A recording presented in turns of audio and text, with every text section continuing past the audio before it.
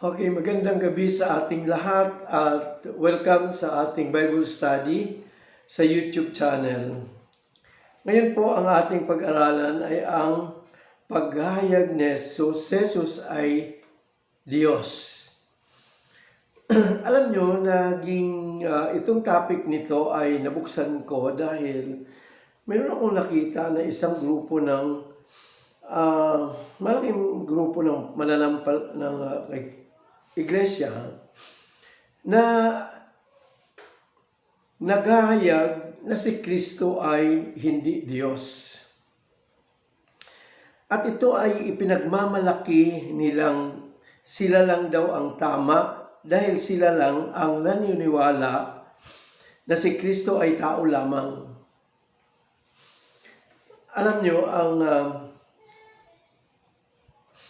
nagte-testimony pa merong isa pang nag-testimony sa Facebook ko to at naka-chat ko to eh.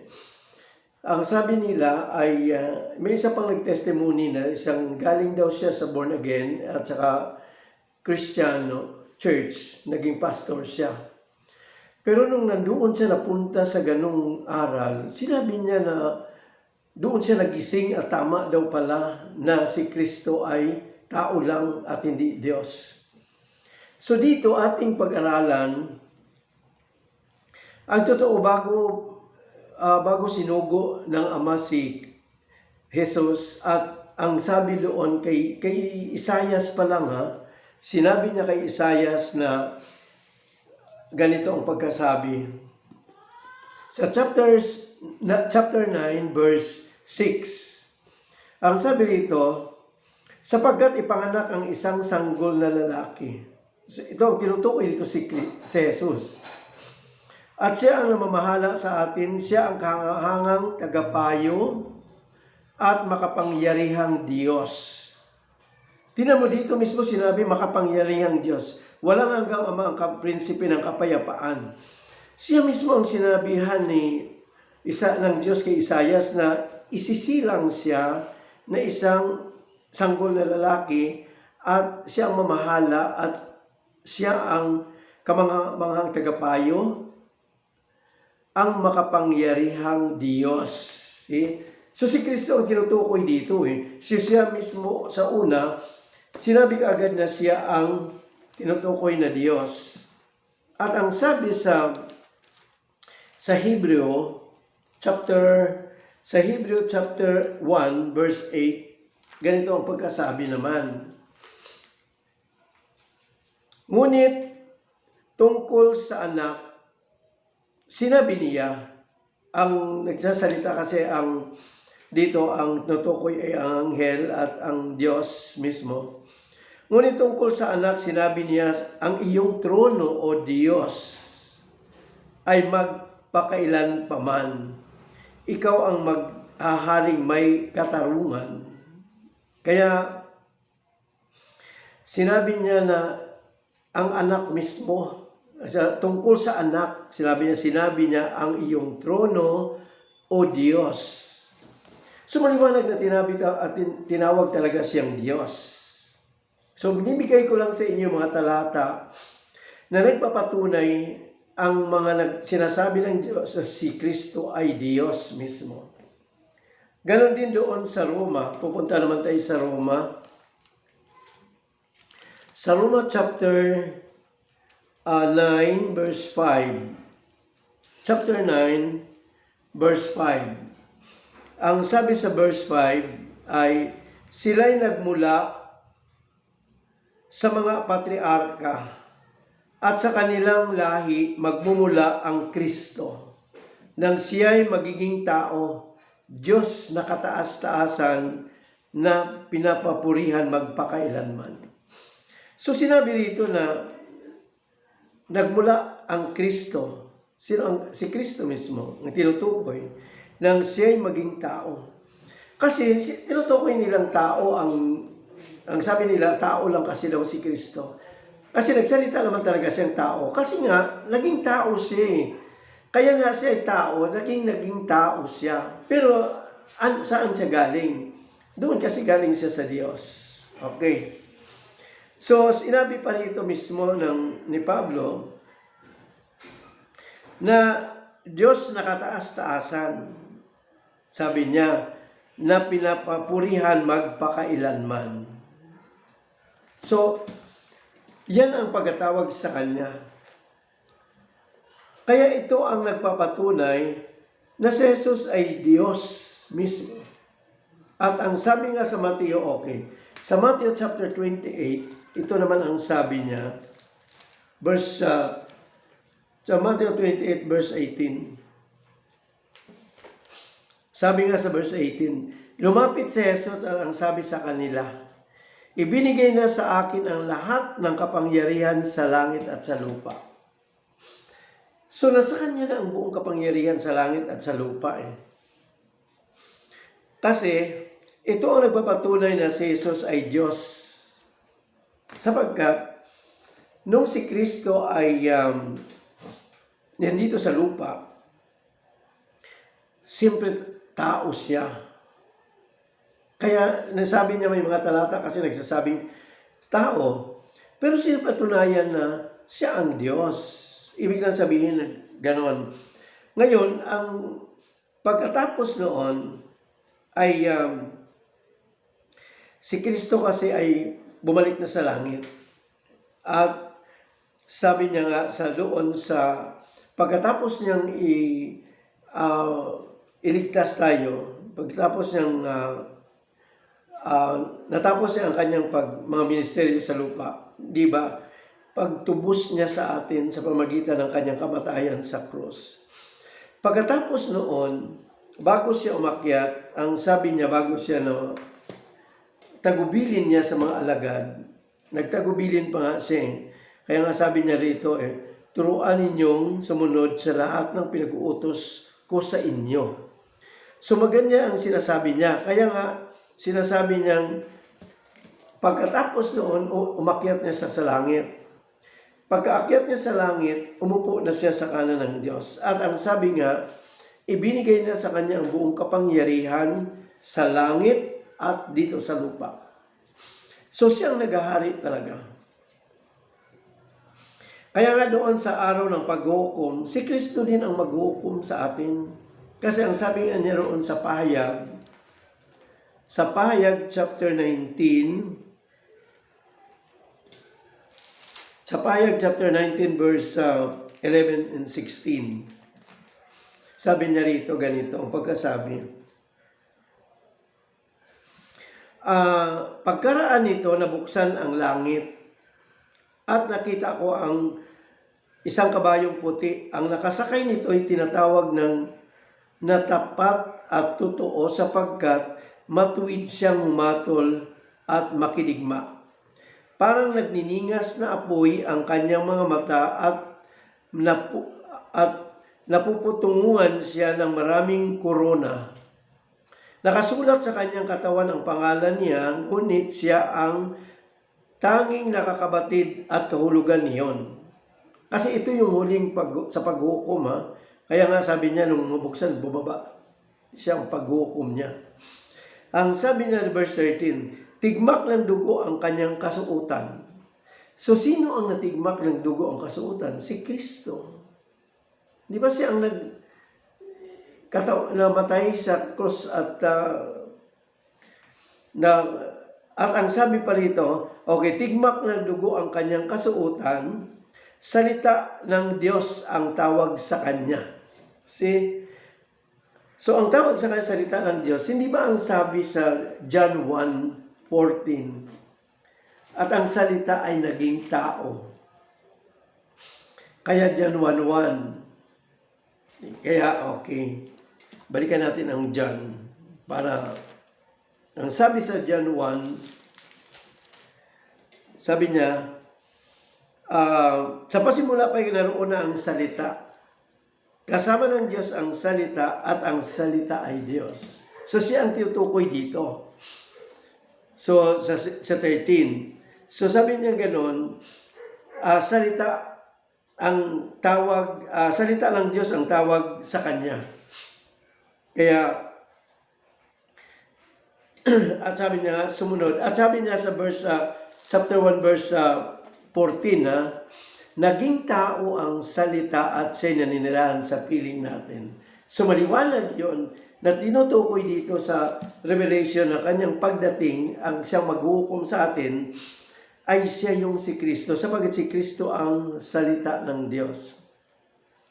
At ang tawag, at sumunod sa kanya ang hukbo ng langit na nakadamit ng malinis at puting lino, at nakasakay na rin sa kabayong puti.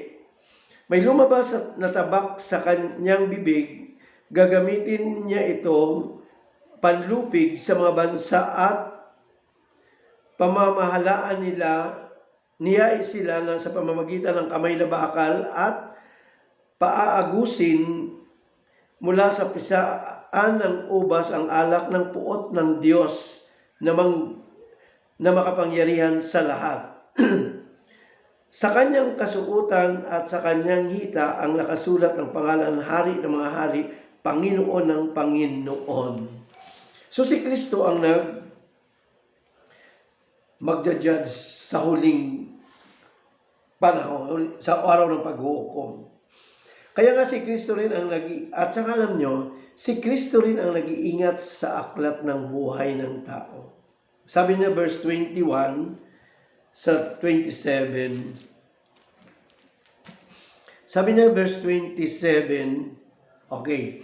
Yaon lamang may mga pangalang nakasulat sa aklat ng buhay na iniingatan ng kordero ang makapasok sa lungsod. So makita natin na sino ang kordero ng Diyos? Si Kristo. Di ba?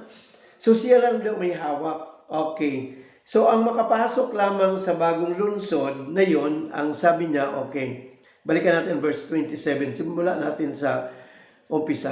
Sa verse 27, ngunit hindi makapasok doon ang anumang bagay na marumi sa paningin ng Diyos, ang sino mang gumawa ng kahalayan at ang mga sinungaling. Yaon lamang na may pangalang nakasulat sa aklat ng buhay na iniingatan ng kordero ang makapasok sa lungsod. So, ang ating aklat ng buhay, si Kristo ang may hawak. So, siya ang Diyos. Kaya siya lang ang makapasok doon. Sabi nga niya, yung mamalinis. At si Kristo, si Jesus din, ang nagsabing siya ang darating. Sabi niya sa verse 22, verse 12. Okay, dito sa verse 12. Umpisa natin sa verse 12 hanggang 16. Makinig kayo, wika ni Jesus. Tingnan mo sa Pahayag chapter 22, siya na rin ang nagsalita. Makinig kayo, wika ni Jesus. Darating ako.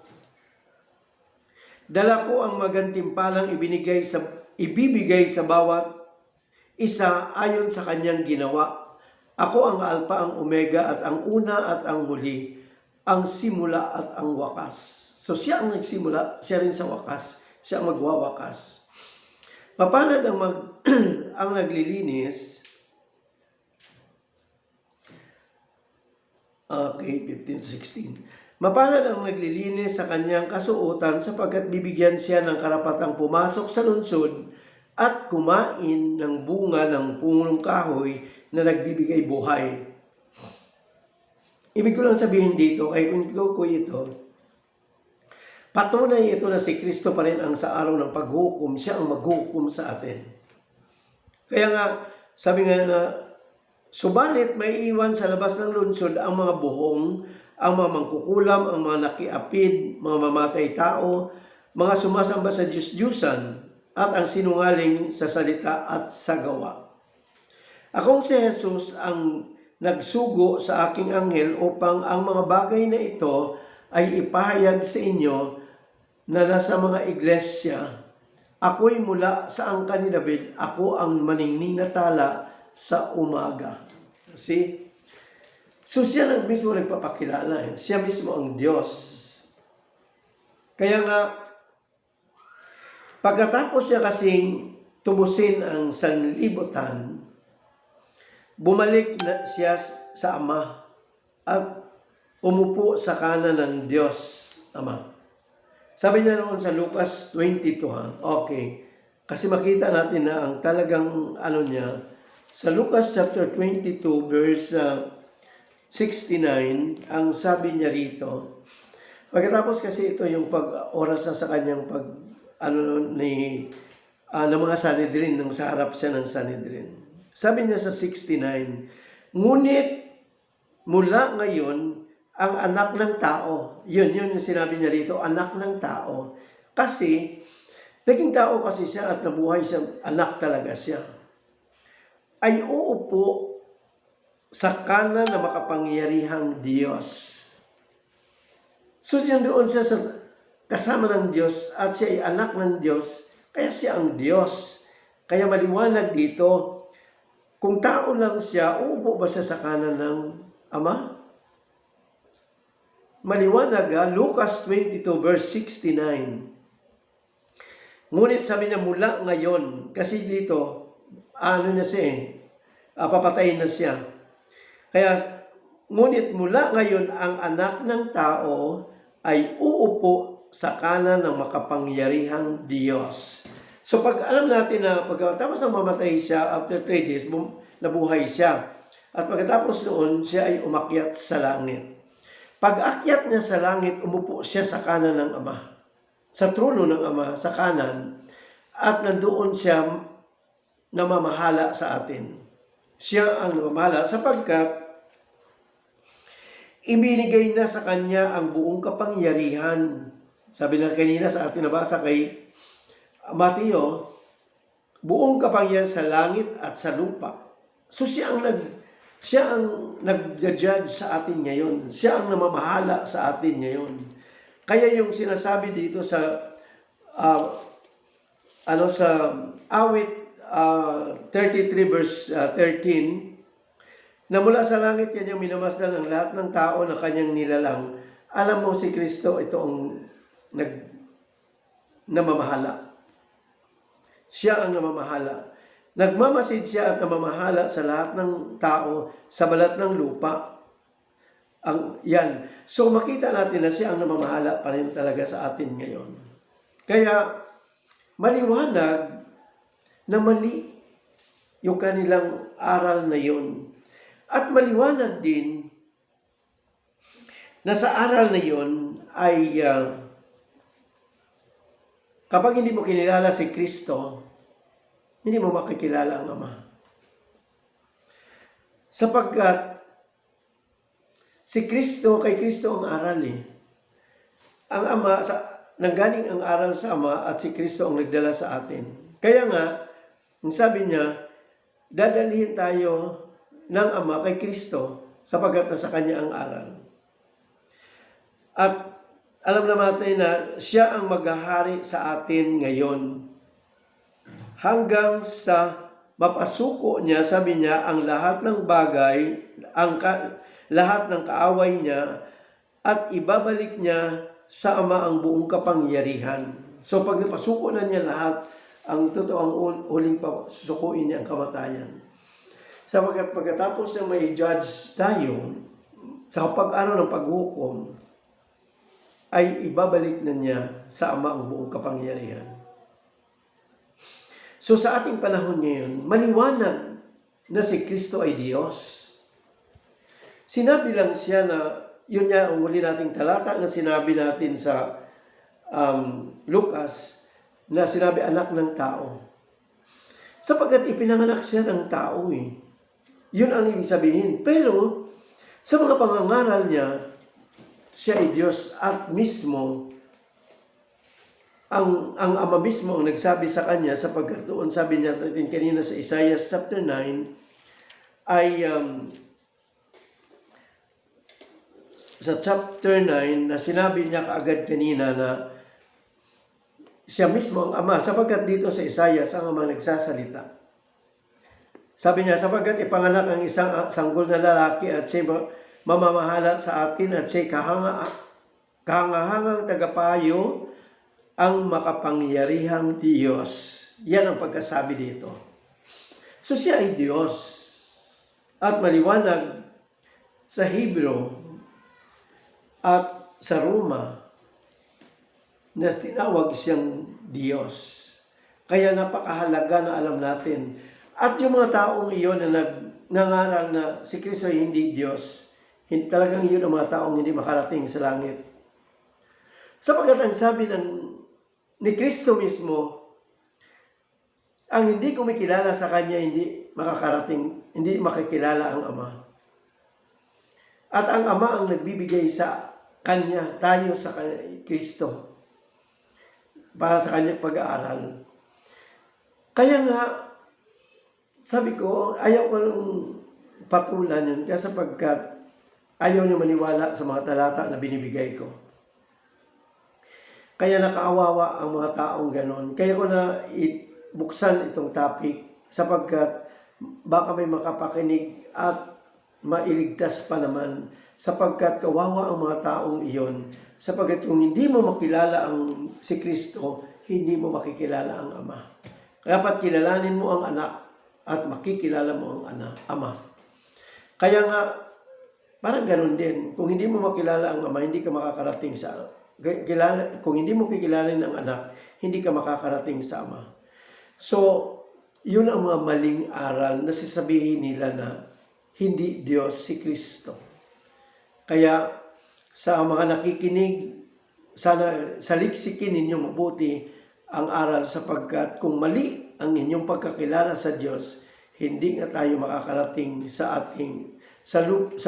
buhay na walang hanggan na ipinangako ng Diyos sa atin. Amen? Purihin ang Diyos at tayo ay manalangin.